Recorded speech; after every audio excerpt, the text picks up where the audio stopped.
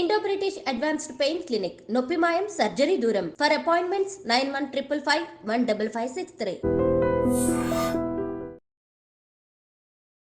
నమస్తే, welcome to I Dream Inside Politics with కవిత.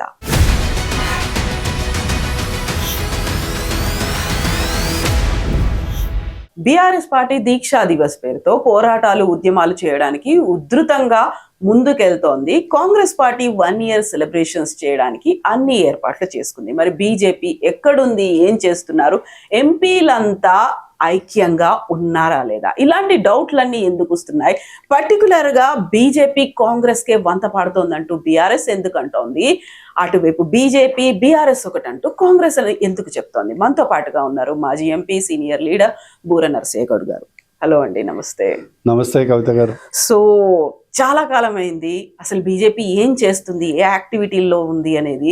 ఎందుకంటే very రీసెంట్గా ఇథనాల్ ఫ్యాక్టరీ కోసం దిలావర్పూర్లో అంత పెద్ద ఎత్తున ఉద్యమం జరిగింది, అక్కడ ఫ్యాక్టరీ ఆపేశారు. వెరీ రీసెంట్గా లేటెస్ట్ లగచర్లలో భూసేకరణ ఆగిపోయింది అంటూ అనౌన్స్మెంట్ వచ్చింది. ఇవన్నీ బీఆర్ఎస్ తమ ఖాతాలో వేసుకుంది, తాము చేసినటువంటి పోరాటాల వల్ల ఇవన్నీ ఆగిపోయాయి.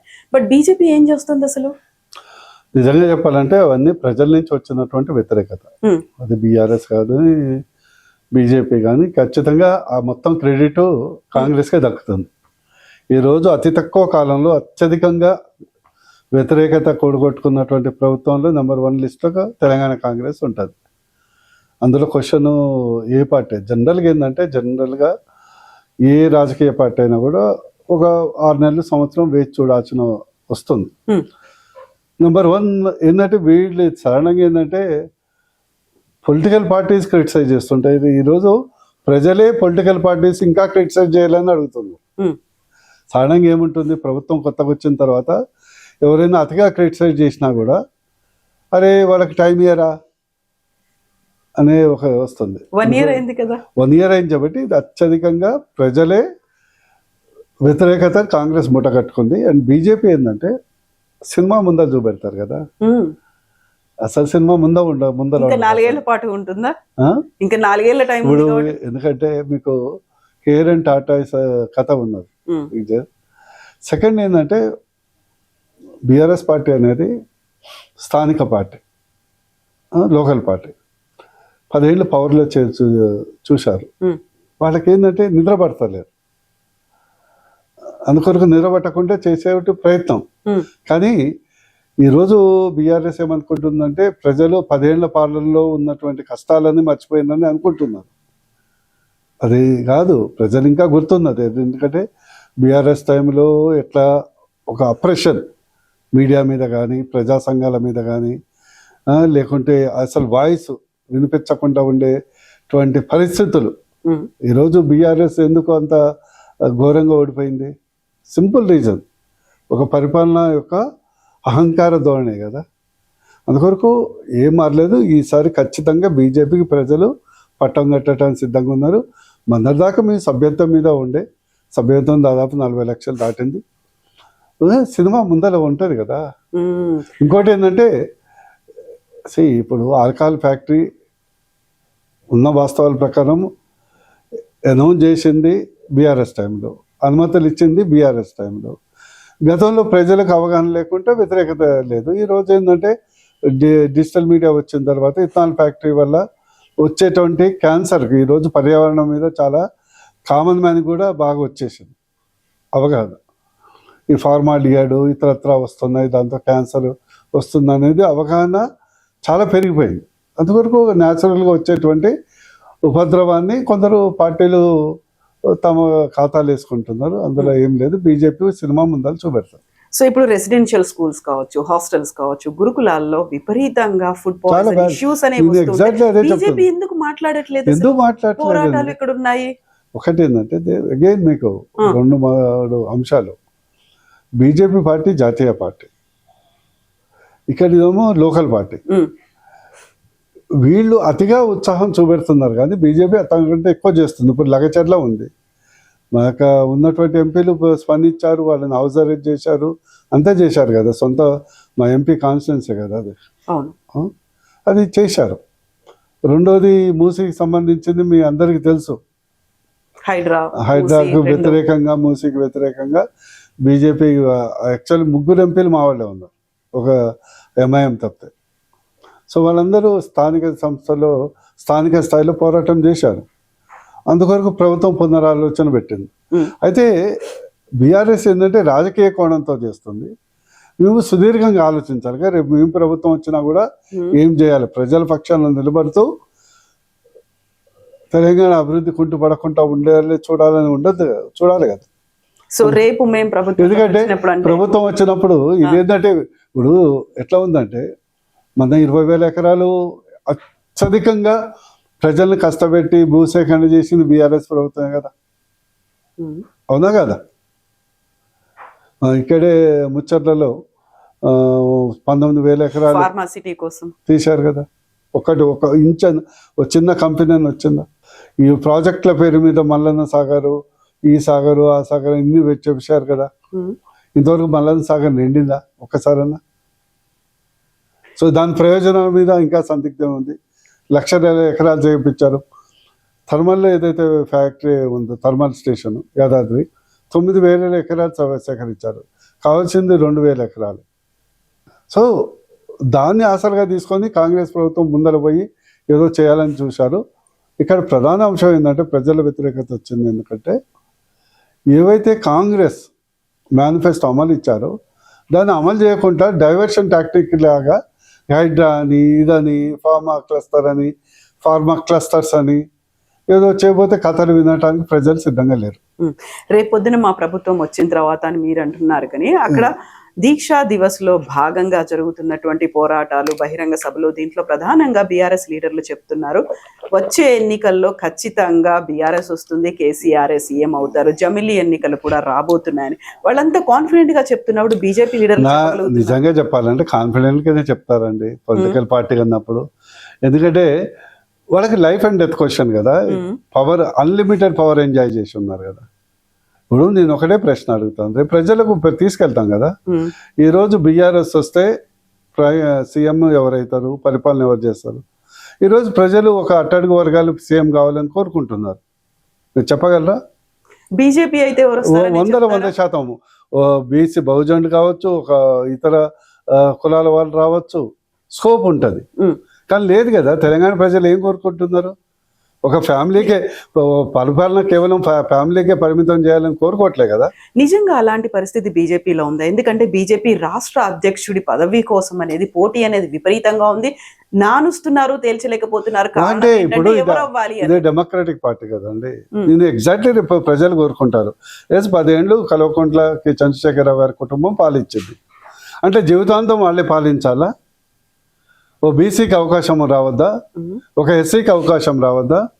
ఒక ఎస్టీకి అవకాశం రావద్దా? ఇతర వర్గాలకు అవకాశం రావద్దా అనే ప్రశ్న వచ్చినప్పుడు ఏం జవాబు చెప్తారు? మీరు చెప్తారా? మీరు చెప్తారా? ఖచ్చితంగా బీజేపీలో 100% బీజేపీకి ఫస్ట్ చాయిస్ ఒక బ్యాక్వర్డ్ క్లాసెస్కు ఫస్ట్ చాయిస్ ఉంటుంది. అయితే ఇప్పుడు మీరు చెప్పినటువంటి మూసీ కావచ్చు, హైడ్రా, ఈ పోరాటాలు అన్ని జరుగుతున్నప్పుడు లగచర్ల ఇష్యూ చాలా పెద్ద ఎత్తున జరుగుతోంది. అక్కడ అరెస్టులు అవుతున్నాయి, దాడులు అయ్యాయి, ఒక నిర్బంధం అనేది కొనసాగుతుంది అనుకున్నప్పుడు బీజేపీ సడన్ గా మూసీ నిద్ర పేరుతో వెళ్ళిపోయింది. దాన్ని డైవర్షన్ ఒకటి చెప్పండి, ప్రతి అంశం ఇంపార్టెంటే. ఇక్కడ ఏంటంటే ఇల్లు కూలిపోతున్నాయి, ప్రజలు రోడ్డు మీద పడుతున్నారు. అక్కడ ఒక్కరోజు జరిగింది ఘటన అంతే కదా, అది ఒక ప్లాంట్ చేస్తున్నారు. దానికి మా పార్టీ పోయి సపోర్ట్ చేస్తున్నారు. అక్కడ ఎవరిని పోనిస్తున్నారు చెప్పరా? ఇప్పుడు బీఆర్ఎస్ పోయింది, అక్కడికి పోలే కదా. ఓ పోలీస్ నిర్బంధం అనేది చేశారు.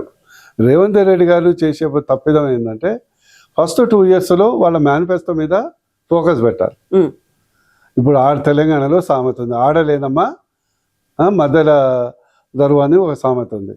నీ మేనిఫెస్టో, నీ యొక్క రైతులది రుణమాఫీ ఏమైంది, పెన్షన్ ఏమైంది, ఒక 15,000 భరోసా ఏమైంది, రైతు కూలీలు ఏమైండ్రు, కౌలు రైతులు ఏమైండ్రు, మహిళలకు 2,500 పెన్షన్ ఏమైంది? ఫస్ట్ ప్రయారిటీ అది కదా ప్రజలు ఆశించేది. అరే నీకు సింపుల్గా చెప్తాను, ఒకటి వినండి. ఈరోజు తెలంగాణ రాష్ట్రం ముందు ఇంకా అభివృద్ధి రావాలంటే కేవలం బీజేపీ వస్తూనే అవుతుంది. ఎందుకంటే సింపుల్ ఫ్యాక్ట్, బీఆర్ఎస్ ఎంతైనా పోరాటం చేయొచ్చు, వాళ్ళు అధికార దాహంతో అధికారం కొరకు చేయొచ్చు. అందులో లోకల్ పార్టీ కాబట్టి విజిబిలిటీ ఎక్కువ ఉంటుంది. కంచు మోగినట్టు కనకంబు మోగిన అని ఒక సామెత ఉంది. ఇదేమో బీజేపీకి కనకంబు లాంటిది, అది కంచాయ, అది ఎక్కువ మాట్లాడుతుంది. రేపు తెలంగాణ అభివృద్ధి కావాలంటే అన్ని వర్గాల ప్రజలకు సమానమైనటువంటి హక్కులు, అధికారాలు, అభివృద్ధి చెందాలంటే బీజేపీతోనే అవుతుంది. ఇంకోటి సెకండ్, ఏ పార్టీ వచ్చినా కూడా ఈ టింగ్ లేనిది కాదు కదండి, పైసలు లేనిది అయితే కాదు కదా. ఇప్పుడు గతంలో బీఆర్ఎస్ ఉన్నప్పుడు కూడా మొత్తం ఖజానా కొల్ల కదా, జీతాలు టైంకి లేకుండే, మర్చిపోయినామా? ఎవరికి ఉద్యోగాలు ఇవ్వలేదు, మర్చిపోయామా? ఆఖరికి ఓఆర్ఆర్ కూడా తాకట్టు పెట్టవలసిన పరిస్థితి ఏర్పడదు. అవును కదా, ఎలక్షన్ ముందర రైతు బంధు ఇవ్వటానికి ఓఆర్ఆర్ తాకట్టు పెట్టాల్సిన అవసరం ఉంది. 30 ఏళ్లకు 1,00,000 కోట్ల ఆస్తి నువ్వు ప్రైవేట్ సంస్థకు 7,000 కోట్లకు తాకట్టు పెట్టాల్సిన అవసరం ఏర్పడింది. అందుకొరకు ఏంటంటే మర్చిపోరు, డిస్కషన్ వస్తుంది. ఇప్పుడు ప్రభుత్వం మీద వ్యతిరేకత ఉంది, ప్రభుత్వం పోవాలి కాంగ్రెస్ అనేది ఒక క్లారిటీ ప్రజలకు వచ్చేసేది. నెక్స్ట్ ఎవరనేది డిస్కషన్ వస్తుంది కదా. నెక్స్ట్ బీజేపీ అవుతుందంటారా? డెఫినెట్లీ బీజేపీ వస్తుంది, రావాలి కూడా. రాష్ట్ర ప్రజలకు 2 అధికారం, అందరికీ అవకాశం, అభివృద్ధి. ఈరోజు తెలంగాణలో అంతగింత అభివృద్ధి అవుతుందంటే కేవలం బీజేపీతో వల్ల అవుతుంది. ఈరోజు టర్మినల్స్ వస్తున్నాయి, రైల్వే టర్మినల్స్ కొత్తవి, నేషనల్ హైవేస్ వస్తున్నాయి, కిసాన్ సమ్మాన్ నిధి వస్తుంది, కొత్త ఎయిర్పోర్ట్లు వస్తున్నాయి. హైదరాబాద్ RRR డెవలప్మెంట్కు 30,000 కోట్లు కావాలి, లేకుంటే మెట్రో డెవలప్మెంట్ కావాలి. వీటన్నిటి ఫండ్ సెంటర్ నుంచి వస్తున్నాయి కదా అయ్యేది. రేపు అదే నేను చెప్పేది ఏంటంటే రేపు డెఫినెట్లీ బీజేపీ ప్రభుత్వం రాబోతుంది. ఇప్పుడు ఏంటంటే ఇప్పుడు వాళ్ళు అనుభవించారు పవర్ కాబట్టి, పవర్ లేకుంటే జీవించలేదు కాబట్టి ఆ తాపత్రం కనిపిస్తుంది. దీక్షా దివాస్ వాళ్ళు ఉన్నదే కదా, దీక్షా దివాస్ కొత్తగా చేసేది ఏం లేదు కదా. నాకు ఒకటే సోటి ప్రశ్న ఏంటండి, ఒక వైట్ పేపర్ మీరు ఎందుకు ఓడిపోయారు? ప్రజలు జీవితకాలం తెలంగాణని ఒక కుటుంబ పాలనకు తాకట్టు పెట్టాలనా? Simple question. వేరే వర్గాలకు అవకాశం లేదా? బట్ ప్రజలు రియలైజ్ అయ్యారు వాళ్ళు ఏం కోల్పోయారు అనేది కేసీఆర్ మాట. కేసీఆర్ అని కాదు, డెఫినెట్లీ కాంగ్రెస్ వల్ల వచ్చిన తర్వాత పెనం నుంచి పొయ్యిలబడ్డామని అనుకుంటున్నారు. ఓకే, సో రేపు డిస్కషన్ వస్తుంది కదా, ఏ పార్టీ బాగుంటుంది బాగా. ఇంత ఉంది ప్రజల్లో వ్యతిరేకత ఉంది, పెనం నుంచి పొయ్యిలో పడ్డారు, ఇవన్నీ అనుకుంటున్నప్పుడు బీజేపీ మాత్రం పోరాటాలు చేయాల్సినంతగా చేయలేకపోతుంది. బీజేపీ కాంగ్రెస్ పంచన చేరింది, కాంగ్రెస్ తో కలిసి పనిచేస్తుంది అని బీఆర్ఎస్ చెప్తోంది. అక్కడ బీఆర్ఎస్ ఇప్పుడు గతంలో చెప్పారు, ఇప్పుడు చెప్తారు. ఇప్పుడు ఏంటంటే వాళ్ళకి భయం బీజేపీ అంటే. ఇప్పుడు బీజేపీ అంటే టీఆర్ఎస్కు భయం, బీఆర్ఎస్కు భయం. ఎందుకంటే మళ్ళీ వాళ్ళు తన్నుకపోతారేమో అనే భయం ఉంది. రేపు కాంగ్రెస్ మునిగిపోయే నవా ఉన్నప్పుడు కాంగ్రెస్లో ఉన్నటువంటి క్యాడరు లీడర్లు అందరూ వచ్చి బీజేపీలో వెళ్ళిపోతారేమో, తర్వాత మళ్ళీ మేము అపోజిషన్గా మిగిలిపోతామని ఒక భయంతో మొదలే కొంత బురద జల్లాలనే ప్రయత్నం, కానీ అందులో ఏం లేదు. ఈ మధ్య కాలంలో సడన్ గా ఆ ఎమ్మెల్యేలు మాతో టచ్ లో ఉన్నారు అనే మాట అటు కాంగ్రెస్ ఇటు బీఆర్ఎస్ చెప్తుంది. బీజేపీతో ఎంతమంది టచ్ లో ఉన్నారు? ఒకటి చెప్పనాను, మీరు రాసి పెట్టుకోండి. కాబట్టి ఎలక్షన్ దగ్గర వచ్చే వరకు చాలా రాజకీయాల పరిణామాలు అవుతాయి, చేంజ్ అవుతాయి. కాంగ్రెస్ పార్టీ నిలబడటానికి కూడా క్యాండిడేట్ దొరకరు, ఇది వాస్తవం. ఏది ఎలక్షన్? జమిలియా లేకుంటే మళ్ళీ 2028లో ఎనీ ఎలక్షన్? ఓకే, జమిలీ మోస్ట్ లైక్లీ రావచ్చు, వస్తే 2027కే రావచ్చు అని అంటున్నారు. ఏ ఎలక్షన్ వచ్చినా కూడా రేపు ఇది కాంగ్రెస్ చేతులారా ఖరాబ్ చేసుకుంది, అంత మించి ఏం లేదు. సో ఇప్పుడు కాంగ్రెస్ చెప్పే మాట బీజేపీ బీఆర్ఎస్ రెండు ఒకటే అయిపోయాయి అనే మాట. సొల్లు కబుర్లు అన్నీ చెప్తుంటారండి, దాన్ని పట్టుకొని మనం డిస్కషన్ ఎందుకు? మోర్ ఇంపార్టెంట్ ప్రజలకు సంబంధించిన ఇష్యూస్ మాట్లాడటం బెటర్ కదా, సొల్లు కబుర్లు. అందుకే రేపు పవర్లో మేము రావాలని కృతనిశ్చయంతో ఉన్నాం. మా మోడీ గారు కూడా క్లారిటీతో రేపు తెలంగాణలో, సౌత్ ఇండియాలో, తెలంగాణలో బీజేపీ ఇండిపెండెంట్ గవర్నమెంట్ ఫామ్ చేసే అవకాశం ఉంది, వస్తుందని నమ్మబట్టే కదా అందరిని పిలుచుకొని ఓసారి అంటే ఇంపార్టెన్స్ ఇవ్వటానికి, అంటే ఎంపీలందరూ భేటీ, ఎంపీ ఎమ్మెల్యేలు అందరినీ పిలవటానికి కారణం ఏంటంటే yes tomorrow we're going to make a government. And BJP type of action ఏంటంటే డిఫరెంట్ ఉంటుంది, పంచలంచలుగా ఉంటుంది. ఒకసారి దీపంలాగా ఎరిగిపోయి టుస్సు అని పడిపోయేది ఉండదు. సో మరి దానికోసం అదే రెండు నెలలు కావచ్చు, 2 ఏళ్ళు కావచ్చు, కనీసం 4 ఏళ్ల తర్వాత రాబోయే ఎన్నికలు కావచ్చు, వాటికైనా ఇప్పుడు ఒక బేస్ అనేది ఏర్పాటు చేసుకోవాలి, అన్ని చోట్ల వ్యాపించాల్సినటువంటి అవసరం అయితే ఇప్పుడు ఒకటండి, మీకు 40,000 లక్షల మంది మెంబర్షిప్ చేసుకుందాం.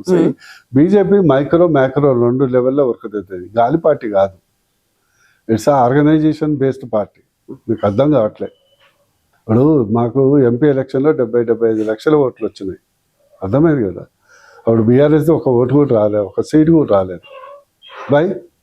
మరి వాళ్ళకి అంతమంది ఎమ్మెల్యేలు ఉన్నారు, అంతమంది కార్యకర్తలు ఉన్నారు, అంతమంది ఎంపీటీసీలు, జడ్పీటీసీలు, మున్సిపల్ చైర్మన్ ఉన్నారు కదా. సో ఒకసారి ప్రజల్లో నమ్మకం పోయింది. మాకేంటంటే ఆర్గనైజేషన్ బిల్డప్ కూడా ఇంపార్టెంట్. సో ఇప్పుడు ఒకటేంటంటే we're making a army ready, అంతేగాని ఎందుకంటే టైం ఉంది కదా, ఇంకా 2 ఏళ్ళు 3 ఏళ్ళు ఉంది. పాపం ఇప్పుడు ఒకటి ఎట్లా ఉంటుంది, మీరు మహాభారతం తెలుసు కదా. శ్రీకృష్ణుడు శిశుపాలను ఫస్ట్ శిరఛేదం చేసిందా? సో 100 తప్పులు కావాలి. 100 తప్పులు అంటే ఎంతకాలం మీరు పెట్టుకున్నది? అంతకాలం కదా, అయిపోయింది. అనుమతి పీరియడ్ అయిపోయింది. 1 ఇయర్లో వాళ్ళు ఏ ప్రభుత్వం ఇంత వ్యతిరేకత మూట కట్టుకోలేనటువంటి ప్రభుత్వం చేసింది. మీరు అడిగే ప్రశ్నకు ఒకటే చెప్తున్నాను జవాబు. రేపు బీఆర్ఎస్ వచ్చినప్పుడు మీరు అంటున్నారు మళ్ళీ మీ కుటుంబమే ముఖ్యమంత్రి కావాలి అని అవుతారని అంటున్నారు. తెలంగాణ ప్రజలుగా మేము అడుగుతున్నాం, కేవలం తెలంగాణ రాష్ట్రం తెచ్చుకున్నది ఒక కుటుంబానికే అధికారం పరిమితం చేయడానిక అనేది ప్రశ్న లేపుతాం. మీరిచ్చే సంక్షేమ పథకాలు, డబుల్గా సంక్షేమ పథకాలు బీజేపీ ఇస్తుంది, ఎవరు జవులకల్లి ఇవ్వట్లే. లేదా క్లారిటీ ఏంటంటే ఈరోజు అత్యధికంగా అప్పులు చేసేసి పోయింది బీఆర్ఎస్ ప్రభుత్వం. తర్వాత కాంగ్రెస్ అదే పని చేస్తుంది. రేపు బీజేపీ ప్రభుత్వం వస్తే ఇప్పుడు 3 రాష్ట్రాలు ఉన్నాయి కాంగ్రెస్ ప్రభుత్వాలు, హిమాచల్, కర్ణాటక. 3 అప్పుల్లో హిమాచల్ అయితే ఢిల్లీలో ఉన్నటువంటి వాళ్ళ హిమాచల్ ప్రదేశ్ భవన్ని అమ్మేసుకున్నది జీతాలు ఇవ్వలేక. ఓపెన్ మీకు తెలుసు కదా. అందుకొరకు రేపు అధికారము అంటే కేవలం కుటుంబానికి అధికారం కాదు, ప్రజలకు కూడా అధికారం కావాలి, ప్రజాస్వామ్యం కావాలి, అన్ని వర్గాలకు భాగస్వామ్యం కావాలి. ఇవన్నీ ఇవ్వగలిగింది బీజేపీని. అయితే ఇప్పటికీ కూడా నేను యూనిటీ అనే ఒక మాట అన్నాను. 8 మంది ఎంపీలు, 8 మంది ఎమ్మెల్యేల్లో ఆ యూనిటీ అనేది కనిపిస్తుందా? అందరూ ఏకతాటి మీద ఉన్నారు. కవిత మీకు అర్థం కావట్లేదు ఇష్యూ ఇక్కడ. ఇది బీఆర్ఎస్ పార్టీ అనేది ఒక కుటుంబ పార్టీ. కేసీఆర్ గారు స్విచ్ చేస్తే ఇక్కడ అన్ని బల్బులు వెలుగుతాయి, కరెక్టే కదా. బీజేపీ అనేది ఒక జాతీయ పార్టీ, అందరికీ అవకాశాలు ఉంటాయి. ఈవెన్ సామాన్య కార్యకర్త కూడా ముఖ్యమంత్రి అయ్యే అవకాశం ఉంటుంది. వాళ్ళకి ఆకాంక్షలు ఉంటాయి, కోరికలు ఉంటాయి, పార్టీతో పాటు తమ రాజకీయ ఎదుగుదలకు కూడా ఉంటుంది. ఇప్పుడు మీరు చూడండి, మధ్యప్రదేశ్లో ముఖ్యమంత్రి యాదవ్ గారు సాధారణ ఎమ్మెల్యే, ఆయన ఊహించదు కూడా ఊహించలే. సడన్గా ఫోన్ వచ్చింది మీరు ముఖ్యమంత్రి అని. రాజస్థాన్లో ఫస్ట్ టైం ఎమ్మెల్యే. హర్యానాలో కొత్తగా ఎలక్షన్ ముందర ఒక బీసీని ముఖ్యమంత్రి చేశారు. మధ్యప్రదేశ్లో ఒక బీసీని ముఖ్యమంత్రి చేశారు. తెలంగాణలో ఒక ఆకాంక్ష ఉందండి. 75 సంవత్సరాలు వచ్చినా కూడా ఒక బీసీ ఎస్సీ ఎస్టీ ముఖ్యమంత్రి కాలేదని ఒక కోరిక ఉంది. డెవలప్మెంట్ అయితే డెవలప్మెంట్ బీఆర్ఎస్ కాంగ్రెస్ కంటే బీజేపీ వస్తూనే ఎక్కువ అవుతుంది అందులో. ఎందుకంటే నెక్స్ట్ సెంట్రల్ కూడా బీజేపీ వస్తుంది, అందులో డౌట్ లేదు. మహారాష్ట్ర ఎన్నికలు ప్లస్ హర్యానా ఎన్నికలు, జార్ఖండ్ ఎన్నికలు కూడా ఓటు పర్సెంట్ పెరిగింది. సరే అక్కడ ఓడిపోయినా కూడా. సో అందుకొరకు ఏంటంటే అభివృద్ధితో పాటు సామాజిక న్యాయం కూడా ఇంపార్టెంట్ కదా. సామాజిక న్యాయం కూడా ఇంపార్టెంట్. మీరు కూడా ఆలోచించండి. మీరు కేవలం ఎక్కువ ఫ్లాషీగా తిరిగే బొమ్మల్ని చూపెట్టద్దు. What is we are human beings, మనుషులం కదా. మనుషులకు ఆత్మగౌరవం అనేది చాలా ముఖ్యం. సో ఇక్కడ ఆత్మగౌరవం ఇవన్నీ మాట్లాడుకుంటున్నాడు. కుల గణనకి సంబంధించి రాష్ట్ర ప్రభుత్వం చేపట్టింది. మేము కేంద్రంలోకి అధికారంలోకి వస్తే దేశవ్యాప్తంగా దీన్ని చేస్తామని రాహుల్ గాంధీ కూడా అదే మాట చెప్తున్నారు. మీ స్టాండ్ ఏంటి? మేము క్లియర్ గా స్వాగతిస్తున్నామని కిషన్ రెడ్డి గారు ప్రెసిడెంట్ లోకి చెప్పడం జరిగింది, మేము అందరం చెప్పడం జరిగింది. చిత్తశుద్ధి లేని శివపూజ రేల, బాండ శుద్ధి లేని పాకమేళ అనే వేమన పద్యం ఉంది కదా. నేను ఒకటే అడుగుతున్నా, రాహుల్ గాంధీ చేస్తున్నారు సంతోషం, కమెంట్ చేస్తున్నారు సంతోషం, ఎందుకు చేస్తున్నారు అనేది కూడా మీరు చేయలేదు. ఈరోజు కాంగ్రెస్ పార్టీకి గతి పట్టిందంటే కేవలం 50 ఏళ్ళు బీసీలను విస్మరించటం వల్ల గతి పట్టింది. ఓకే, ఎందుకంటే యూపీలో పోయింది. కాంగ్రెస్ ఉన్నంతకాలం కేవలం ఒక ఫ్యూడల్ క్యాస్ట్లే అధికారం ఉండే, యూపీ కానీ బీహార్ కానీ మధ్యప్రదేశ్ కానీ ఎక్కడ కానీ, ఈవెన్ తెలంగాణలో కూడా ఎప్పుడు అట్టడుగు వర్గాలకు అవకాశం దొరకలే. వాళ్ళు మొత్తం దేశంలో పతనమైనాక అప్పుడు గుర్తొచ్చింది.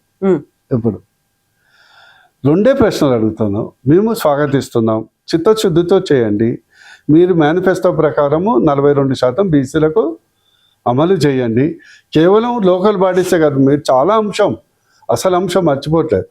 ఆర్థిక అంశం అనేది చాలా ఇంపార్టెంట్. మీకు ఎప్పుడూ చెప్తుంటాను, ఆర్థిక అభివృద్ధికి ప్రామాణికం. ఏ కుటుంబమైనా, సమాజమైనా, రాష్ట్రమైనా, దేశమైనా. అలాంటి అభివృద్ధి కొరకు 42% రిజర్వేషన్లు బీసీలకు కాంట్రాక్ట్లో కానీ, డీలర్షిప్లో కానీ, మెయింటెనెన్స్ వర్క్లో కానీ ఇస్తామని చెప్పారు. దానికి గణన అవసరం లేదు కదండి, ఎందుకు చేయలేదు? అదే ఇక్కడ ముఖ్యమంత్రి రేవంత్ రెడ్డి గారు ఉన్నారు, మరి ఒక డిప్యూటీ ముఖ్యమంత్రి భట్టి గారు ఉన్నారు, ఒక బీసీని డిప్యూటీ సీఎం ఎందుకు పెట్టలేదండి? మీకు చిత్తశుద్ధి ఉంటే. కాంగ్రెస్ పార్టీకి కర్ణాటకలో వచ్చి కులగణన ధనగణన చేసి, మీరు ఒకటే కులగణన కాదు, అక్కడ ధనగణన ఇంపార్టెంట్. ఇంకా అంటే రాజకీయ అవకాశాలు, అదే రాజకీయ అవకాశాలు కూడా ఇంపార్టెంట్. వచ్చి 3 సంవత్సరాలు అయిందిగా కర్ణాటకలో గవర్నమెంట్ వచ్చి, చేసారు కదా డేటా, ఇంతవరకు బయట పెట్టిరా? చిత్తశుద్ధి కనిపించిందా అండి? నేనేమంటున్నా, అయినా కూడా చిత్తశుద్ధి చేస్తే బీజేపీ ఆహ్వానిస్తుంది, అమలు చేయండి. మేము లాస్ట్ ఎలక్షన్లో మేము బాజాప్తగా చెప్పడం జరిగింది. ఏమని?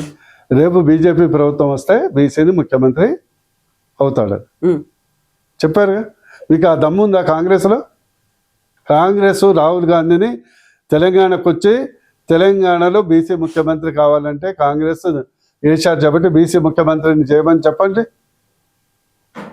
అది హర్యానాలో మరి బీసీ ముఖ్యమంత్రిని మా బీజేపీ చేసింది, థంపింగ్ మెజార్టీతో గెలిచింది. మహారాష్ట్రలో థంపింగ్ మెజార్టీ. గతంలో శివసేన అయినా కూడా బీసీకి అవకాశం ఇచ్చింది. ఈసారి కూడా మళ్ళా చర్చ నడుస్తుంది, ఓ బీసీకి ఇవ్వాలనా అని. అంటే నేను చెప్పేది ఏంటంటే, ఇక్కడ నేను కులం గురించి మాట్లాడతాను కానీ అన్ని వర్గాలు నేను ఎప్పుడు నమ్మేది ఏంటంటే, ఒకటి అందరం ఆర్థికంగా ఎదగాలి. నెంబర్ 2, ఏక హిందూ శ్రేష్ఠ హిందూ, హిందువులందరూ ఒకటిగా ఉండాలి. అంటే ముస్లింలు క్రిస్టియన్లకు వ్యతిరేకం కాదు. మా సనాతన ధర్మం ప్రకారము వసుదైవ కుటుంబం అంటాం. అంటే అందరము మొత్తం ప్రపంచమే కుటుంబం అనుకోవటం. ఆ దృక్పథంతో పోవాలంటే అందరూ ఆర్థికంగా ఎదగాలి కదా, అందరూ సామాజికంగా ఎదగాలి కదా, అందరూ రాజకీయంగా ఎదగాలి కదా. అప్పుడే కదా మాకు సమానత్వం వచ్చి. మరి దమ్ము ధైర్యం ఉంటే మరి రేవంత్ రెడ్డి గారి ప్లేస్లో బీసీ సీఎం పెట్టమని చెప్పండి రాహుల్ గాంధీకి. సో ఇప్పుడు డిప్యూటీ సీఎం పెట్టమని చెప్పండి. మహారాష్ట్ర ఎన్నికల్లో బీజేపీ సరికొత్త నినాదాన్ని తీసుకొని వచ్చింది, కటెంగేతో బటెంగేతో పాటుగా మిగతా అవన్నీ యునైటెడ్ వి స్టాండ్ అన్నట్టుగా ఇవన్నీ. అలా తెలంగాణకు కూడా ఒక నినాదంతో ఏమన్నా వస్తుందా? డెఫినెట్లీ కదా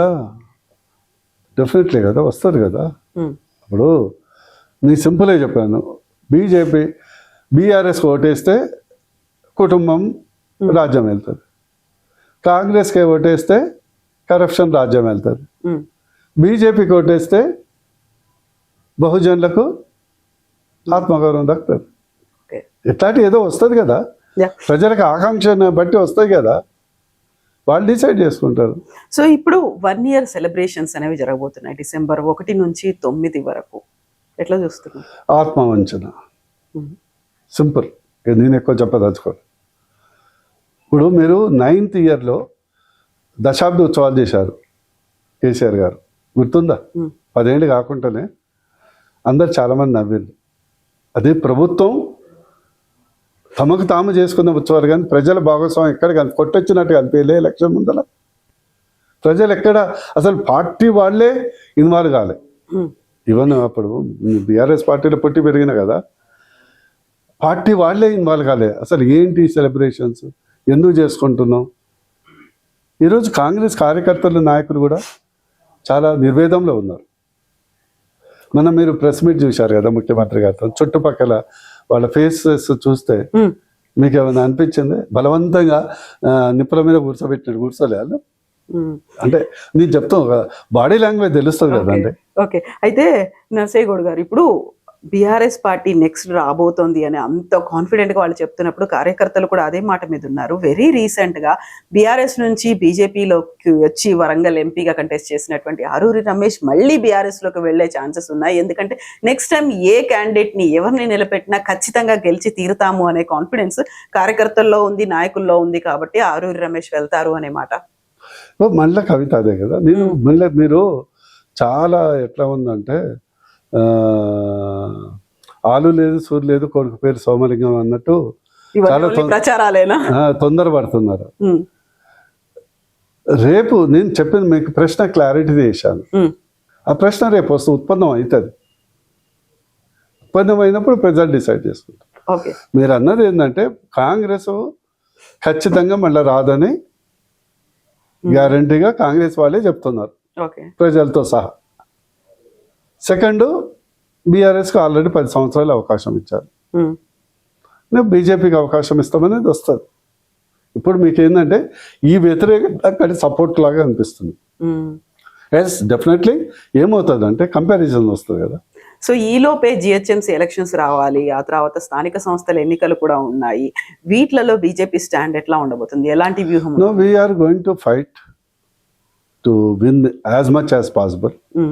అందులో డౌట్ ఏం లేదు. జిహెచ్ఎంసీ ఎలక్షన్లు నాకైతే డౌట్ వస్తుంది, అసలు ఎలక్షన్లు పెడతారా లేదా. ఎందుకలా? ఎందుకంటే ప్రజాక్షేత్రంలో చాలా వ్యతిరేకత ఉంది కదా.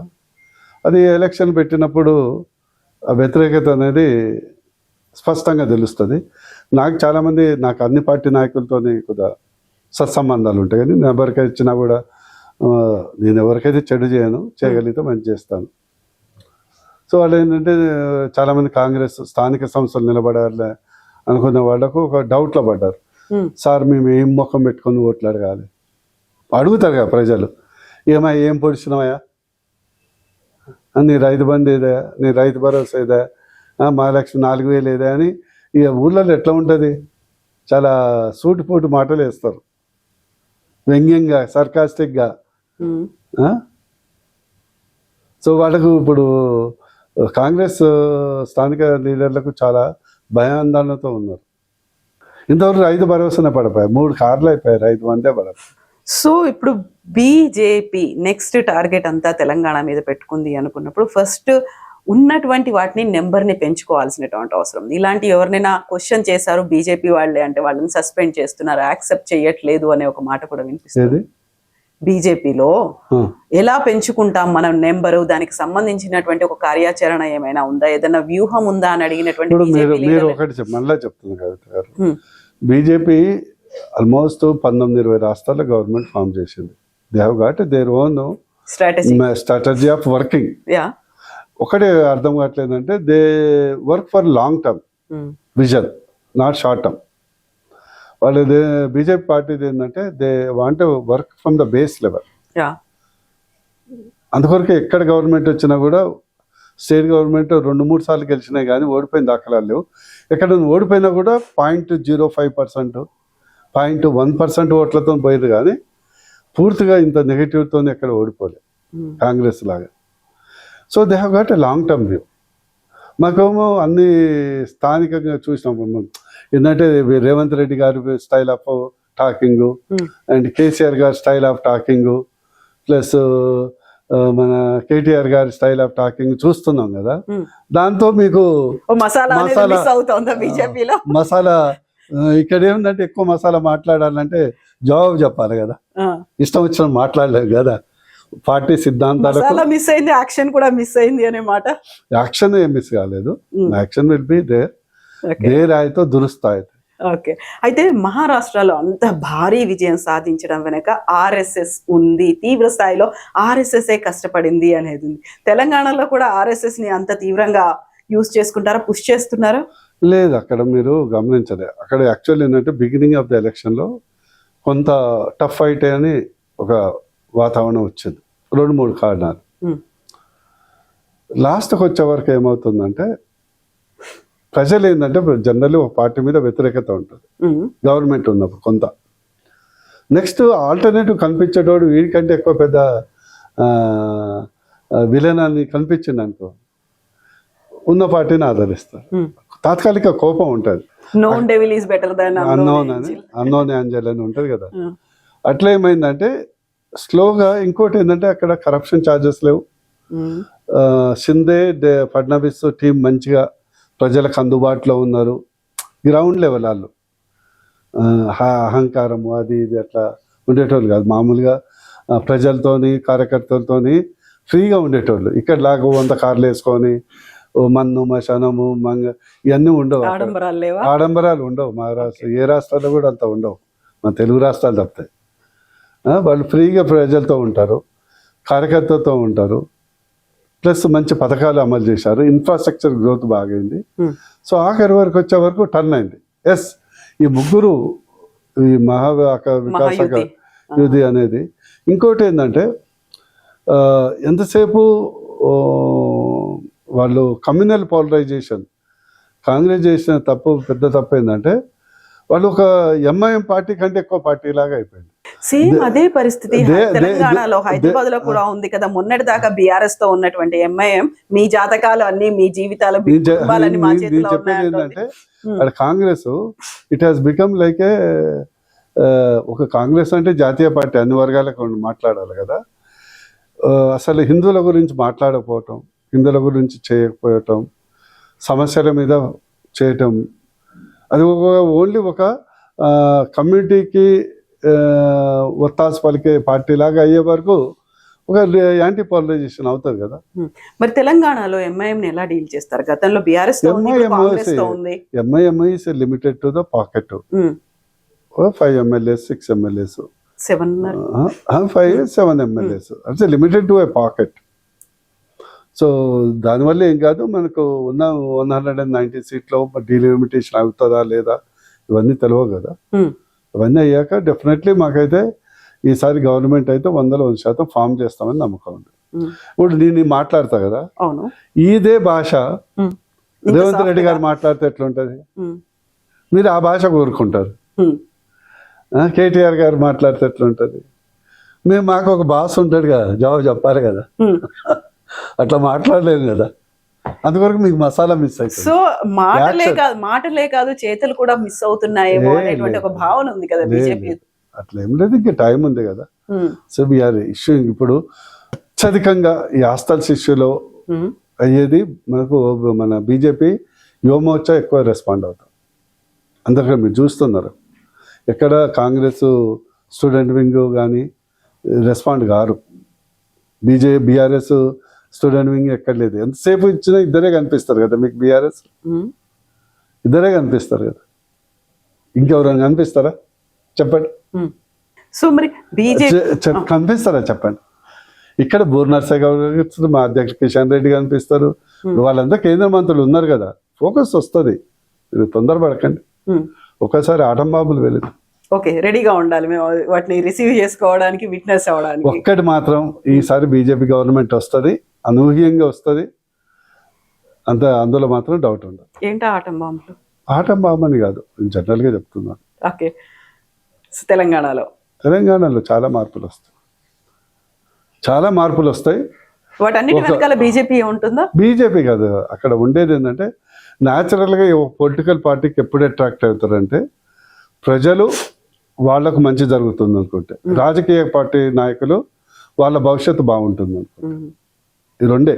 సిద్ధాంతపరంగా ఉండే బ్యాచ్ ఒకటి ఉంటుంది, సిద్ధాంతపరంగా ఉండే బ్యాచ్ అదేమో సపరేట్గా ఉంటుంది. ఈ గాలితోని, ఆ గాలి డెఫినెట్లీ రేపు బీజేపీకి రాబోతుంది. మీరు చూస్తారు కదా, ఒక వన్ ఇయర్ మేబీ సంక్రాంతి తర్వాత అసలు కాంగ్రెస్లో ఎన్ని రకాలుగా నడుస్తుందో తెలియదు. దీపావళి తర్వాత రాజకీయ బాంబులు పేలుతాయి, తర్వాత వచ్చి ఆటం బాంబులు, ఇలాంటివన్నీ విన్నాము. నేను ఆటం బాంబులు నేను వ్యక్తుల గురించి అనట్లేదు. I'm telling you in terms of intensity. Okay, అంత తీవ్రంగా ఉంటుంది ఇంటెన్సిటీ. నాటే వ్యక్తులను టార్గెట్ చేసి కాదు. ప్రభుత్వం ఏమైనా ఏకంగా ప్రభుత్వం అనేది వాళ్ళ చేతిలో ఉంటుంది కదా. మాకు ఈరోజు మాకు 30 ఎమ్మెల్యేలు ఉండుంటే 100% ఈరోజు బీజేపీ ఎన్డీఏ గవర్నమెంట్ ఉంటుండే. మేము అందుకొరకు ఆలోచన కూడా లేదు, ఆ మిమ్మల్ని తీసుకోవాలి, మేము గవర్నమెంట్ ఫామ్ చేయాలని ఆలోచన కూడా లేదు. ఎందుకంటే సంఖ్య లేనప్పుడు వాళ్ళు వద్దామనుకున్నా కూడా ఇప్పుడు వాళ్ళు మనసులో ఉంటే, ఎందుకంటే బీజేపీ ఉంటే వాళ్ళకి అష్యూరెన్స్ ఉంటుంది. ఎందుకంటే ఒక స్టేబుల్ గవర్నమెంట్ ఉంటుంది, సెంట్రల్ అసిస్టెన్స్ ఉంటుంది, ప్రజల్లో ఉంటుంది, మళ్ళీ ఎన్నికయ్యే అవకాశం ఉంటుందని ఉంటుండే. మా దగ్గర సంఖ్య లేదు కదా. సంఖ్య లేనప్పుడు దాని గురించి ఆలోచనే లేదు. ఓన్లీ నెంబర్ 1 టార్గెట్ ఇప్పుడు 50 లక్షల మెంబర్షిప్ చేయాలి. రేపు ఒక్క మెంబరు 2 ఓట్లు వేసినా కూడా 1 కోటి ఓట్లు తెచ్చుకోవాలి అనేది టార్గెట్ మీద అండర్ గ్రౌండ్ వర్క్ నడుస్తుంది. సో బీజేపీ గవర్నమెంట్ ఈ జమిలీ లేదా జనరల్ ఎలక్షన్స్ లో ఎనీథింగ్ అందులో రాసి పెట్టుకోండి. ఇంకోటి, మీరు ఎక్కువ ఈ మసాలాకు ఎక్కువ హైప్ ఇవ్వటం వల్ల అది కనిపిస్తుంది మీకు. ఇతర పార్టీలో కాంగ్రెస్లో ఇప్పుడు ముఖ్యమంత్రి తప్పితే ఎవ్వరు కనిపించట్లేదు. రేవంత్ రెడ్డి గారి స్టేట్మెంట్ తప్పితే మిగతా వాళ్ళు అసలు మాకేం పట్టిందిలే అని మా పని అని వాళ్ళ పనులు అలా బిజీగా ఉన్నారు. ఇప్పుడు రేవంత్ రెడ్డి గారి పాపం ఆయన డిఫెండ్ చేసుకోవాలని ఆయనే సొంతంగా చేసుకోవాలి ఉంది. కనిపిస్తుందా లేదా? ఒకళ్ళిద్దరు. ఇక బీఆర్ఎస్ అయితే ఓన్లీ 2 ఫేసెస్ విశ్వరూపం చూపించడానికి 2025 లో వస్తారు, బయటకు రాబోతున్నారు. దానికి సంబంధించినటువంటి ప్లాన్ అనేది ఉంది అని కేసీఆర్ గురించి చెప్తున్నారు కదా. రారా? ఒకటి, కేసీఆర్ గారు చాలా తెలివైన పొలిటీషియన్. ఆయన విశ్వరూపాలు ఏ రూపాలు ప్రజల నుంచి నెగిటివిటీ స్టార్ట్ అయినాక is waiting for the game. Matured politician. ఇప్పుడు ఇద్దరు ఉన్నారు కదా, కొడుకుండే అల్లుడు ఉండే. గేమ్ అంతా వాళ్ళే ప్లే చేస్తారు. వాళ్ళు గేమ్ ప్లే చేయరు, చేపిస్తారు కేసీఆర్ గారు. ఓకే, బయటకు వస్తారా లేదా? వస్తారు కదా, ఎలక్షన్ వచ్చినప్పుడు వస్తారు, ముందు ఉన్నప్పుడు. ఇప్పుడు ఒక సీజన్, ఇప్పుడు పొలిటీషియన్ కేసీఆర్ కొత్తగా విశ్వరూపం ఏం లేదు కదా, ఆల్రెడీ అన్ని రూపాలు చూసిన వాళ్ళమే కదా. రేపు నేను సింపుల్గా అడుగుతున్నాను, రేపు తెలంగాణ ప్రజలు అధికారంలో వచ్చాక అందరికీ భాగస్వామి కావాలి, అట్టడుగు వర్గాలకు ముఖ్యమంత్రి అయ్యే అవకాశం కావాలని కోరుకుంటారండి. Let us put this debate. Yes. Let us put the debate simple. కుటుంబ పాలన కావాలా, ప్రజల పాలన కావాలి? ప్రజాపాలన అన్నారు కదా కాంగ్రెస్ దే. ఏది అందుకొరకే వాళ్ళకు వాళ్ళు గవర్నమెంట్ ఫామ్ చేద్దామని నమ్మకం లేకున్నా కూడా ఓట్లేసి గెలిపించారు కదా. ఎందుకు గెలిపించారు? ప్రజాపాలన కావాలని గెలిపించారు. కానీ ఈ రోజు జరుగుతుంది ఏముంది? లేదు కదా. ప్రజాభవన్లు ఎవరు కనిపించట్లేరు, బయట ఎవరు కనిపించట్లేరు, ఎవరు అందుబాటులో ఉండట్లేరు. అతి ముఖ్యంగా చెప్పిన మేనిఫెస్టోలు అమలు చేసే దిక్కు లేదు. ప్రజాపాలన ఏం లేదు కదా అక్కడ. So we will wait. మీరు ఏం చేయబోతున్నారు ఏంటి అనేది మసాలా ఒకటి కవిత గారు, in the interest of the state, in the interest of the Telangana people, in the interest of all sections of the people, అన్ని వర్గ ప్రజలకు అవకాశం అన్ని రంగాల్లో కలగటానికి కేవలం బీజేపీ వస్తేనే అది సాధ్యమవుతుంది. ఈ క్లారిటీతో మేము ముందుకెళ్తాం. ప్రజలకు కూడా ఉందా క్లారిటీ? డెఫినెట్లీ ఉంది, అందరికీ ఉంది, అందరు వెయిట్ చేస్తుంది. ఎస్ అండి, thank you so much Narsaiah Goud. Thank you.